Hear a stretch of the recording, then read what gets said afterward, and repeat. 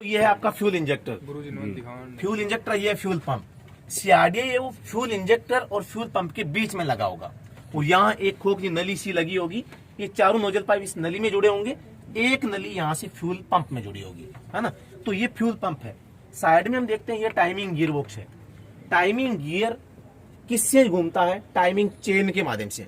अब चेन कहाँ कहाँ जुड़ी होगी? ये जो आपकी इंजन शाफ्ट है, इंजन शाफ्ट और टाइमिंग गियर को जोड़ने वाली जो चेन है वो टाइमिंग चेन कहलाती है। तो ये जो टाइमिंग गियर है इसके अंदर जो लगा है वो इंजन शाफ्ट से घूमता है और वो टाइमिंग गियर किसको घुमाएगा? इस फ्यूल पंप को। मतलब कि फ्यूल पंप है, इसको ड्राइव कौन देता है? Timing gear. टाइमिंग गियर किससे घूमेगा? इंजन शाफ्ट से। इन दोनों को जोड़ेगा कौन? Timing chain. Timing gear, timing chain, timing gear box, समझ गए ना सारी चीजें। तो ये इसका सिस्टम है। सबसे पहले आपसे पूछे भी तेल कहाँ है? टंकी में। टंकी से कहाँ आया? फिल्टर में। फिल्टर से फ्यूल फीड पंप में। पंप से फ्यूल इंजेक्शन पंप में, एफआईपी में। एफआईपी से नोजल पाइप में होते हुए फ्यूल इंजेक्टर में, इंजेक्टर के माध्यम से इंजन में प्रवेश कर गया। अब इसमें एक हम पढ़ते हैं लुब्रिकेशन सिस्टम। आपको पता होगा कि इंजन जब चलता है तो पार्ट्स मूवमेंट करते हैं, तो घर्षण करेंगे, रगड़ खाएंगे, टूट जाएंगे, फूट जाएंगे, गर्म होंगे। इसके लिए एक तो लुब्रिकेशन सिस्टम होता है, एक होता है यहाँ पे कूलिंग सिस्टम। लुब्रिकेशन सिस्टम का मेन काम है चिकनाई प्रदान करना। दो पार्ट्स जब घर्षण करेंगे तो चिकनाई अगर आ जाएगी तो वो आपस में रगड़ कम खाएंगे, तो रगड़ कम खाएंगे तो गर्म भी कम होंगे, टूट फूट कम आएगी, है ना। और स्मूथली आराम से मूवमेंट चलता रहेगा। मूवमेंट अच्छा है तो वो मतलब की कार्य दक्षता उनकी अच्छी रहेगी। तो इसके लिए हम लुब्रिकेशन सिस्टम का इस्तेमाल करते हैं। तो लुब्रिकेशन के लिए हम इस इंजन में यहाँ पे 10W30, 15W30, 20W30, 20W40, 30W40, यानी 10 से लेके 40 का जो आंकड़ा मैं नाम ले रहा हूं, ये सारे जो ग्रेड है ये इंजन ऑयल के होते हैं। इंजन ऑयल को हमेशा यहाँ ऊपर से भरा जाता है। यहाँ से देखो ये इंजन ऑयल फिलिंग कैप इसको बोला जाता है। यहाँ से इंजन ऑयल भरेंगे। ये खुला पाइप छोड़ा गया है। इंजन जब चलता है तो इसके अंदर गैसें बनती है, उनको रिमूव करने के लिए ये खुला पाइप छोड़ा जाता है। इंजन ऑयल भरा भी यहीं से जाता है और कभी कभी इंजन के अंदर गैसें बनती है तो निकलती भी इसी से है, इसीलिए देखो खुला पाइप छोड़ा गया है ना। हाँ, तो ये वैक्यूम रिलीज करता है या प्रेशर रिलीज करता है। इंजन ऑयल मैंने बताया था सारी चीजें ऊपर से जाती है, तो देखो इंजन ऑयल भी हेड से जा रहा है ना। तो ये लुब्रिकेशन सिस्टम है। लुब्रिकेशन को डाला तो हमने सबसे ऊपर से, लेकिन स्टोर रहता है सबसे नीचे वाले भाग में। सबसे नीचे वाला भाग क्या कहलाता है? ऑयल सम्प या ऑयल चैम्बर कह सकते हैं। हर कोई भी एक लिक्विड स्टोर करने वाला जो कटोरा होगा या कोई भाग होगा, उसके नीचे एक नट होता है। जैसे मैं बात करता हूँ डिफरेंशियल जो हंडा सा बना होता है ना, नीचे एक नट होता है, ड्रेन नट या ड्रेन प्लग। रेडिएटर है, इसमें पानी डालते हैं, इसके नीचे एक प्लास्टिक का केप लगा होगा, वो ड्रेन नट होगा। दिख रहा है क्या कहीं? होता है, हर एक में होता है वो तो नीचे। देखो ये रहा देखो, यहाँ नीचे देखो, सफाई करने के लिए यहाँ लग देखो, ये रहा। तो ये ड्रेन नट हो गया। ठीक वैसे ही जो ऑयल चेम्बर है, ऑयल चेम्बर के नीचे भी एक नट लगा है। तो जहां से मतलब किसी चीज को निकालने के लिए जो नट होता है वो ड्रेन नट कहलाता है, या ड्रेन नट या ड्रेन प्लग, है ना। तो ऑयल डाला ऊपर से, स्टोर नीचे रहता है। अब आपसे पूछ लिए कि ऑयल डिपिस्टिक कहाँ है? ऑयल डिपिस्टिक ये रही, ये कहाँ डूबी रहती है? ऑयल कहाँ है वहीं ये डूबी हुई है, वहां तक ये पहुंच है ना। तो ये ऑयल सम्प या ऑयल चेम्बर तक जा रही है। आपको पूछे ऑयल, आपको इंजन ऑयल का लेवल चेक करना है तो सबसे पहले आपको इसको बाहर निकालना है, कपड़े से साफ करना है, फिर से अंदर डालना है, फिर निकालना है। आप डायरेक्टली पहली बार में निकाल के देख लोगे कितना है। इसमें देखो कट आउट लगे हैं दो, एक देखो नीचे लगा है, एक ऊपर लगा है। नीचे वाला मिनिमम है, ऊपर वाला मैक्सिमम है। इससे कभी ऑयल ऊपर नहीं होना चाहिए, इससे कभी नीचे नहीं होना चाहिए, है ना। तो ये मिनिमम और मैक्सिमम लेवल को दर्शाता है। ये ऑयल डिपिस्टिक है या ऑयल गेज इसको कहा जा सकता है। कितना ऑयल आ जाता है सर इसमें? इसमें 7 लीटर के आसपास आता है। पूरा खाली होता है तो 7 लीटर के आसपास इंजन ऑयल आता है। जो हमारे जीप वगैरह होती थी, मेजर जीप, उनमें 5 लीटर के आसपास आता है ना। तो वो तो इंजन के ऊपर डिपेंड करता है, सभी गाड़ियों का अलग है, फिक्स नहीं है कि इसमें आपके मनी पावर के ऊपर डिपेंड करता है। हाँ, क्वालिटी अलग अलग, क्वालिटी, ब्रांड क्वालिटी, ये दोनों अलग चीजें हैं। और जितने अच्छा लाओगे उतने पैसे ज्यादा लगेंगे, है ना। तो हमारे एवरेज यहाँ पे 15W30 काम में लेते हैं, है ना, क्योंकि न सस्ता होता है ना महंगा होता है। तो ये आपका इंजन ऑयल के बारे में मैंने बताया। अब इंजन ऑयल जब काम कर रहा है, ऊपर से डाला, नीचे ऑयल सम्प में है, इंजन पार्ट्स को चिकनाई दे रहा है, लेकिन ये गंदा भी तो होगा। उसको साफ करने के लिए हमें लगाना ऑयल फिल्टर। तो ऑयल फिल्टर कहाँ लगाएंगे? नीचे ऑयल जहाँ स्टोर रहता है वहां लगाएंगे, या ऊपर लगाएंगे, या बीच में लगाएंगे? ब्लॉक के नीचे। ब्लॉक के नीचे साइड में लगाएंगे, क्योंकि नीचे जो ऑयल का कटोरा, ऑयल संप है, वो तो एक मतलब कि चद्दर का बना से मात्र कटोरा है जिसमें केवल ऑयल रहता है। तो उस ऑयल संप के जस्ट ऊपर वाले भाग पर हम ऑयल फिल्टर लगाते हैं, जो इस गाड़ी में कहाँ दिख रहा है क्या भाई? साइड में ये रहा, देखो ये रहा मेरी लकड़ी जहाँ पे अब है ना, ये ऑयल फिल्टर है, ये ऑयल फिल्टर देखो। अब पूछते हैं ऑयल फिल्टर को कब बदलना चाहिए? तो हर जब भी आपकी गाड़ी की जो सर्विस होती है, हर सर्विस पर आपको है इंजन ऑयल को बदलना चाहिए, साथ ही ऑयल फिल्टर को भी बदलना चाहिए। इंजन ऑयल को ही मोबिल ऑयल बोला जाता है, याद रखना थोड़ा सा, है ना। तो ये था लुब्रिकेशन सिस्टम। अब बात करते हैं कूलिंग सिस्टम की। कूलिंग सिस्टम दो प्रकार का होता है। ये पाइप क्या काम कर रहा है? अभी बताऊंगा। इस गाड़ी में कूलिंग सिस्टम का क्या काम है, या इंजन कितने प्रकार के होते हैं कूलिंग सिस्टम के आधार पे? तो दो प्रकार के होते हैं, वाटर कूलिंग और एयर कूलिंग। जो हवा से ठंडे होते हैं वो एयर कूलिंग सिस्टम इंजन कहलाते हैं, और जो वाटर से होंगे तो वाटर कूलिंग जो इंजन कहलाते हैं। तो ये वाटर कूल्ड इंजन है क्योंकि इसमें रेडिएटर लगा है। और जो एयर कूल्ड इंजन होता है उनकी पहचान कैसे होती है? इंजन के ऊपर बनी फिन्स के द्वारा। फिन्स कहाँ बनी होती है? इंजन के ऊपर। जैसे मोटरसाइकिल का इंजन होता है ना, धारियां सी, वो फिन्स कहलाती है। और अब इसके ऊपर, इंजन के ऊपर फिन्स दिख रही है कहीं आपको? नहीं दिख रही। मतलब ये एयर कूल्ड नहीं है, वाटर कूल्ड है। वाटर कूल्ड इंजन में रेडिएटर का इस्तेमाल किया जाता है। ये आपका रेडिएटर है यहाँ पे लगा हुआ। रेडिएटर के सबसे ऊपर भाग में देखो रेडिएटर केफ लगी है। इसके 3 काम है। इसको ढक के रखना ताकि कूलेंट सीधा बाहर उछल के ना आए, है ना। दूसरा काम, जब इंजन चलता है तो इंजन गर्म होता है। कूलेंट का काम है इंजन को ठंडा करना। तो कूलेंट भी गर्म होगा। कूलेंट अगर अधिक गर्म हो जाएगा तो उसका प्रेशर बढ़ जाएगा और उसका आयतन बढ़ जाएगा। उसको हल्की सी जगह और ज्यादा चाहिए। अब वो उतनी जगह में स्टोर नहीं रह सकता ज्यादा गर्म होने पर। मतलब गर्म होने पर आयतन बढ़ता है, वो ज्यादा स्पेस चाहता है। तो अब रेडिएटर का तो स्पेस फिक्स है, पूरा भर रखा हमने। तो जब वो गर्म होने से इसका प्रेशर बढ़ेगा तो अतिरिक्त कूलेंट है वो बाहर निकलने का प्रयास करेगा। तो ये केफ है, उसको बाहर निकाल देगी। देखो ये पूरा ऐसे दब जाएगी, प्रेशर से दब जाएगी। दबते ही एक्स्ट्रा कूलेंट देखो इस होल में से यहाँ होकर इस रिजर्वायर टैंक में आ जाएगा। और माना कि चलती गाड़ी में ये तो बात हुई जब पूरा भरा है, माना कि कूलेंट पहले से कम है, तो क्या होगा? तो इसके अंदर आपको पता है यहाँ पे एक वाटर पंप लगा है जो कि पानी को इंजन के अंदर भेजने का काम करता है। तो वो तो लगातार घूम रहा होगा। इसमें अगर कूलेंट कम है तो वो हवा लेगा, यानी कि एक रेडिएटर में एक मतलब वैक्यूम बनेगा, चूस पैदा होगी। वो डिमांड करेगा कि मुझे पानी चाहिए रेडिएटर। तो ये क्या करेगा? देखो नीचे देखो एक पाती लगी है, इस पाती को नीचे उठाकर दिखाइए। ये दूसरा वाल है, ये VRV वाल कहलाता है। जो ऐसे दबता है वो PRV, प्रेशर रिलीज वाल। एक होता है वैक्यूम रिलीज वाल। तो ये तो प्रेशर रिलीज हो रहा है, देखो ये ऐसे होगा तो अंदर से बाहर जाएगा, और वैक्यूम रिलीज होगा तो ये बाहर से अंदर की ओर खींचेगा, चूस पैदा होती है। तो इसीलिए कहते हैं कि जो केफ है रेडिएटर को फटने से बचाएगा। कैसे? जो कूलेंट को बाहर भेज के, अगर नहीं बाहर जाने के लिए जगह नहीं तो फट जाएगा। अगर बाहर से अंदर आने के लिए जगह नहीं है, वैक्यूम चूस बनी, तो वो पिचक जाएगा। पिचकने से भी समस्या है, तो रेडिएटर को फटने और पिचकने से बचाता है ना। तो ये केप के काफी सारे काम है। ये देखो रिजर्वायर टैंक की लाइन है जहां से एक्स्ट्रा कूलेंट रिजर्वायर टैंक में जाता है। ये रेडिएटर का रिजर्वायर टैंक है, एक्स्ट्रा कूलेंट इसमें स्टोर रहता है। आपको कभी भी पूछे कि इस गाड़ी में आपको रेडिएटर में कूलेंट का लेवल चेक करना है, तो आप इसको मत खोलना, सीधा इसको खोल के देख लेना इसमें कितना है। अगर इसमें लेवल ठीक है तो आपका रेडिएटर का कूलेंट लेवल भी ठीक है ना। इसमें कम है तो इसमें भी कम होगा, कंफर्म है ना। तो उसको टॉप अप कर देना चाहिए। इसका भी एक मैक्सिमम लेवल है, देखो यहाँ तक। अब आपको कि गुरुजी एक तो एक्स्ट्रा में पूरा भर दो, काम आएगा। लेकिन इसी सपोज करो अगर उसको हमने पूरा भर दिया, ये भी पूरा भरा होगा, फिर प्रेशर बनेगा तो एक्स्ट्रा कूलेंट कहाँ जाएगा? तो उसको इतनी स्पेस चाहिए ही चाहिए। ये कूलिंग सिस्टम था। कूलिंग सिस्टम का भाग है रेडिएटर। रेडिएटर का जो सबसे ऊपर वाला भाग होता है वो कहलाता है अपर टैंक, है ना। अपर टैंक। अब हम मोस्टली देखते हैं अपर टैंक का मतलब ऊपर होता है, लोअर टैंक का मतलब नीचे होता है ना। बीच वाला भाग रेडिएटर कोर कहलाता है।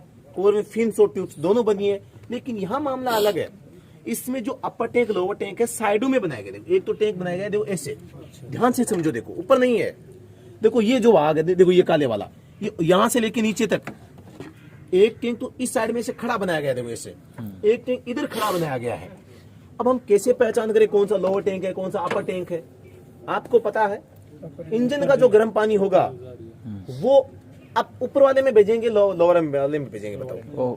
ऊपर वाले में ऊपर वाले में भेजेंगे। तो जहां आप देखो ये क्या, इस पार्ट को क्या कहते हैं, थर्मोस्टेट वाल्व। थर्मोस्टेट वाल्व का काम क्या होता है, इंजन जब गर्म हो जाता है तो कूलेंट भी गर्म होता है। कूलेंट गर्म है तो ये ओपन रहेगा और ठंडा है तो बंद रहेगा। अगर कूलेंट गर्म हो गया है इंजन के अंदर घूमने से, इंजन गर्म तो कूलेंट गर्म, कूलेंट गर्म है तो ये वाल्व ओपन रहेगा और इस गर्म कूलेंट को यहां से इस रेडिएटर में भेजेगा। तो ये ओपन हुआ किस कारण से, गर्म होने से। गर्म होने से इस पाइप में आया, इस रेडिएटर में प्रेस करा। तो मतलब कि जहां से गर्म पानी जाता है या जो पाइप थर्मोस्टेट वाल्व से जुड़ा है वो अपर होज पाइप कहलाता है और अपर होज वाला पाइप वाला जो भाग है अपर टैंक कहलाता है। तो ये रेडिएटर का अपर टैंक है और अपर टैंक से जुड़ा पाइप अपर होज पाइप, ये हमेशा थर्मोस्टेट वाल्व से जुड़ा रहता है। समझ में आया। ऑपोजिट वाला लोअर टैंक। अब मैं पूछूं कि रेडिएटर केप कौन से पे होती है, क्या बताओगे? रेडिएटर केप लोअर पे होती है अपर पे होती है? लोअर पे। जरूरी है क्या? कहीं हो सकती है, कोई मतलब नहीं, कहीं हो सकती है। पहली बात तो ये, हम इसमें कूलेंट भरने के काम में लेते हैं, इसको लेते हैं ना, तो ये हम डालेंगे तो ठंडा होगा कूलेंट, तो सीधा लोअर टैंक में जा रहा है। ये भी जरूरी है कि अगर वो टैंक ऊपर बना है तो ऊपर वाले में आप देखेंगे, स्कॉर्पियो में दूसरी गाड़ी में देखेंगे ना, इसमें तो ये साइड में बने, लेकिन दूसरी वाले में अपर टैंक पे जुड़ा रहता है, ये इसमें लोअर टैंक में है। तो हम कह सकते हैं रेडिएटर केप अपर या लोअर में से किसी एक में हो सकती है, कंफर्म नहीं है ना। तो ये थोड़ा सा आपको ध्यान रखना है, रेडिएटर केप है वो ये मतलब दोनों पे ही हो सकती है, लोअर पे भी हो सकती है अपर पे भी हो सकती है। ये यहाँ लगी थी यहाँ लगा देते, कोई मतलब कोई फर्क नहीं पड़ता इनसे, है ना। कूलेंट का सर्कुलेशन तो वहां जहाँ होना है बस होना है। तो ये रेडिएटर था।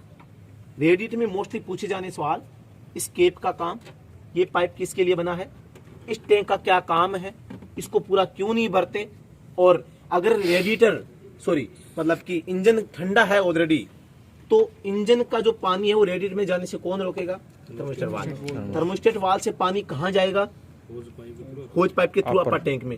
इस पाइप को कौन सा पाइप बोला जाता है, अपर होज पाइप। इस पाइप को कौन सा पाइप बोला जाता है, लोअर होज पाइप। हाँ, और इसके अलावा दोनों जो अपर और लोअर टैंक इनके बीच वाले भाग को रेडिएटर कोर के दो भाग है, फिन्स ट्यूब्स, जिसमें पानी बहता है, ट्यूब्स कहलाती है।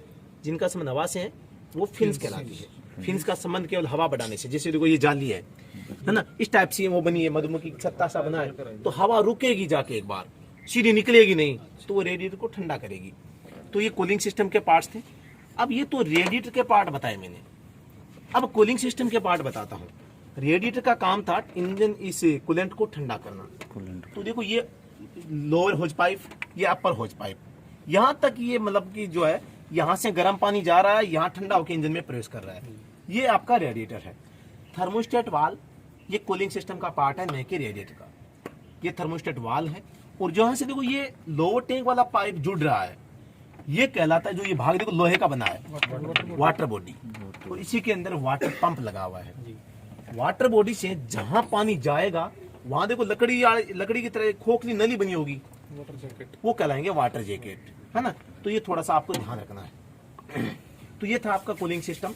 अब पूछा जाने वाला सवाल कि ये क्या लगा है, ये आपका जो पूरा पोर्शन है ये ब्रेक असेंबली है। ब्रेक असेंबली में ये काले वाला भाग है, ये ब्रेक बूस्टर कहलाता है। Brake booster. ये जो टैंक लगा है जिसमें ऑयल भरते हैं, ब्रेक ऑयल रिजर्वायर टैंक, ये ब्रेक फ्लूइड जो है टैंक है। ये जो नीचे लगा लोहे का देखो, ये ब्रेक मास्टर सिलेंडर या टंडम मास्टर सिलेंडर कहलाता है। ये जो दो लाइनें हैं वो ब्रेक प्रेशर लाइन है, ब्रेक फ्लूइड प्रेशर लाइन है। ये जो है आपका क्लच ऑयल का रिजर्वायर टैंक है। नीचे लोहे का लगा है, ये क्लच मास्टर सिलेंडर है, ये क्लच वाली जो प्रेशर वाली लाइन है, ठीक है। तो ये क्लच का हो गया। और इसके अलावा यहाँ आते देखो ये पावर स्टीयरिंग फ्लूइड वाला टैंक है ना, power steering reservoir tank, power steering fluid reservoir tank है। और ये जहां से देखो पाइप से जुड़ रहा है, ये आपका ऑयल पावर स्टीयरिंग पंप है। फ्यूल मतलब कि पावर स्टीयरिंग का जो मतलब कि ऑयल को भेजने के लिए जो काम करता है वो पंप है। कहाँ लगा है, इसमें लग रहा है सर, मोटर शीशे की। हाँ, मोटर सी वो पंप पे है। ये देखो ये रहा, ये ऑयल पंप है ना। ये ऑयल पंप है क्योंकि ये पावर स्टीयरिंग गाड़ी है। और इसके अलावा ये wind shield water reservoir tank है ही। और ये रेडिएटर का रिजर्वायर टैंक है, ये बैटरी है। बात आती है बैटरी की। बैटरी का काम है विद्युत ऊर्जा को स्टोर करके रखना। अब एक होता है इसमें अल्टरनेटर, ये रहा देखो, अल्टरनेटर का काम है इस बैटरी को चार्ज करना। बैटरी का काम है गाड़ी को स्टार्ट करने में मदद करना सेल्फ स्टार्टर मोटर के माध्यम से, या अन्य जो कंपोनेंट्स है इंजन गाड़ी में उनको चलाना। बैटरी को चार्ज करेगा अल्टरनेटर और स्टार्ट करेगा सेल्फ स्टार्टर मोटर। ये देखो सेल्फ स्टार्टर मोटर यहाँ पे लगी हुई है ना। तो आज की हमारी क्लास इतनी होगी, इससे आगे कल हम क्लास लेंगे ठीक इसी समय यहीं पे, ठीक है। तो सभी का धन्यवाद, मोस्ट वेलकम फिर से कल की क्लास में। एक साथ ज्यादा ज्ञान कहीं बस ठंडा को नहीं ऊपर जाओ, ठीक है सर। समझ में आ रहा है? इसका नाम और बता दो बस। ये है EGR वाल्व। EGR यानी एग्जॉस्ट गैस रिसर्कुलेशन, यानी अब नाम से पता चल रहा है EGR exhaust gas recirculation. Recycle का समझते हो ना, मतलब एग्जॉस्ट में से गैसें निकलती है, उनको वापस रिसर्कुलेट करके इंजन को भेजना एक छोटे से भाग को। देखो ये एग्जॉस्ट मैनिफोल्ड है, इसमें ये पाइप लगा है, ये पाइप यहाँ जुड़ा और इसमें जुड़ा, अरे ये इंजन में जा रहा है।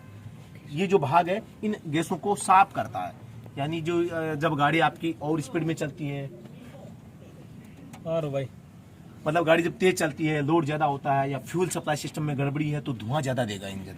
धुआं ज्यादा देगा तो फ्यूल कंज्यूम ज्यादा होगा, इसका मतलब यही होता है फ्यूल कंज्यूम ज्यादा होगा। ये लेट आया सर। मामला गड़बड़ है। फ्यूल फिट पंप काम क्या होता है? पता जरा 2 मिनट एक तो यो पाइप जा रहा इधर से, हाँ। ये क्या काम कर रहा है? ये है आपकी पावर गाड़ी। देखो ये पाइप जहाँ तो यहाँ से रहा है हाँ जी, और ये अंदर यहाँ गया, घूम बॉडी के की तरफ गया। वापस देखो इसमें जुड़ रहा है। ये आपका जब हीटर ब्लोअर नहीं होता, नहीं सर, ये इसमें नहीं हाँ दिख हाँ रही जी है। होता है। बस उसको चलाने के लिए उसको हीट कहाँ से मिलेगी, वो गर्माई कहाँ से लेगा? बस इसी से कूलिंग सिस्टम से लेगा, क्यों कूलेंट ऑलरेडी गर्म होता है। तो जो हीटर ब्लोअर चलता है इसी के माध्यम से चलता है। ठीक। सर जो गाड़ी और- धुआं ज्यादा दे है हाँ। उसके डीजल या पेट्रोल ज्यादा उन पर डायरेक्ट पहुंच रहे हो, मतलब क्या हुआ? जानकारी ज्यादा धुआं निकला है। इस गाड़ी में ज्यादा धुआं निकल रहा है। देखो धुआं निकलने का कई कारण हो सकते हैं। टैफिट की सेटिंग गड़बड़ हो सकती है, फ्यूल पंप जो है इसकी सेटिंग गड़बड़ हो सकती है, टर्बोचार्जर अगर आपका खराब हो गया, जैसे स्कॉर्पियो में अभी धुआं निकल रहा है तो टर्बोचार्जर के कारण निकल रहा है। ये देखो ये ऑयल निकल रहा है, ये टर्बोचार्जर की खराबी के कारण यहाँ ऑयल आ रहा है, क्योंकि टर्बोचार्जर को भी लुब्रिकेशन सिस्टम की आवश्यकता होती है। और टर्बो के पास लुब्रिकेंट जा तो रहा है लेकिन वो वापस आगे नहीं जाके बाहर निकल रहा है। आपको पता है टर्बोचार्जर एग्जॉस्ट गैसों से चलता है, हवा वापस भेजता है, तो उनमें ये ऑयल लीक हो रहा है और वो इनके माध्यम से यहाँ देखो सब जगह हो गया है, इसीलिए ये मतलब धुआं निकलता है। हीटर का वो चलाते हैं सर, उसमें ज्यादा फ्यूल लगता है, फिर उसी से चल जाता है। क्या? हीटर जो चलाते हैं गाड़ी में, तो वो तो हीटर चलाएंगे तो फ्यूल तो ज्यादा कंज्यूम ही होगा। ऐसी कुछ भी चलाओ, कुछ भी आप लोड बढ़ाओगे। लोड वो तो गई। हाँ बता भाई। या भैया वायर क्या? ये है देखो, ये पाइपलाइन यहाँ टर्बोचार्जर से जो हवा का प्रेशर आ रहा है वहां जुड़ी है और इधर जुड़ी है फ्यूल पंप के इंजेक्शन ऊपर। ये देखो ये आपका जो फ्लोट चेंबर बना हुआ है, इसमें हवा का प्रेशर है, यानी कि गाड़ी की जब स्पीड बढ़ती है, हम एक्सीलरेटर दबाते हैं तब बढ़ती है ना, एक्सीलरेटर दबाते ही स्पीड बढ़ गई, स्पीड बढ़ी तो धुआं तेजी से निकलेगा, मतलब टर्बोचार्जर और तेज घूमेगा, तेज घुमा तो हवा का प्रेशर इस पाइप में बढ़ जाएगा।